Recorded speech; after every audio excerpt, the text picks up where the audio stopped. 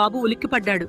నీవు బాబా దగ్గరికెళ్ళి చేతికి తాయిత్ కట్టించుకునిరా, అప్పుడు బాబుకి ఏం కాదు. అలాగే బుగ్గను నల్ల చుక్క పెట్టు, దానివల్ల దిష్టి తగలదు. అత్తమ్మ, ఇలాంటివి ఇస్లాంలో లేవు కదా. పో పో, నాకంటే నీకు బాగా తెలుసా? నాకే చెప్తున్నావు, వెళ్ళు వెళ్ళు బాబా దగ్గరికి. కొంతమంది సోదరిమణులు చిన్న పిల్లలకు దిష్టి తగలకుండా ఉండటానికి, అలాగే పిల్లలకు దిష్టి తగిలిందని, నిద్రలో భయపడ్డాడని, అనారోగ్యంగా ఉన్నాడని ఇలా ఏదో ఒక కారణంతో పిల్లలకు ఇస్లాం లేని కొన్ని పనులు చేస్తూ ఉంటారు.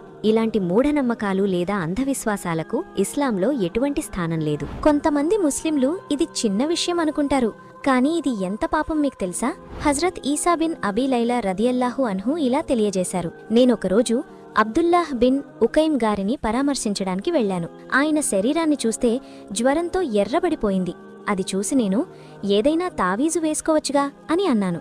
దానికి అబ్దుల్లాహ్ బిన్ ఉకైమ్ గారు, చావు దానికంటే మేలైనది అని అంటూ, ఎవరైతే స్వస్థత కొరకు ఏదైనా వ్రేలాడిస్తే అతను దానికే అప్పగించబడతాడు. మీకు ఎవరి చెడుచూపు నజర్ తగిలిందని అనిపిస్తే దాన్ని మీరే తొలగించుకోవచ్చు. ఇందుకోసం ఎలాంటి మూఢనమ్మకాలు లేదా అంధవిశ్వాసాలను అనుసరించాల్సిన అవసరం లేదు. నజర్ తొలగించడానికి సరైన ఇస్లామీయ విధానం ఏమిటో ఇప్పుడు తెలుసుకుందాం.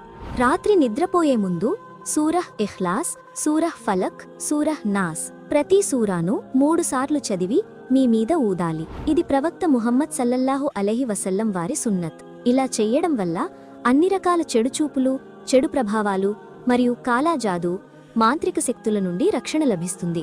అలాగే ఆయతుల్ కుర్సీ చదవాలి. ఎవరైతే ఆయతుల్ కుర్సీ చదువుతారో అల్లాహ్ వారిని స్వయంగా రక్షిస్తాడు. అల్లాహ్ తరపున ఒక కాపలాదారుడుంటాడు. అతను రాత్రంతా మిమ్మల్ని రక్షిస్తాడు మరియు ఉదయం వరకు ఏ శైతాన్ కూడా మీ దగ్గరకు రాడు. సహీ అల్ బుఖారీ 5010. అలాగే సూరహ్ బకరా చివరి 2 పాయతులు కూడా చదవాలి.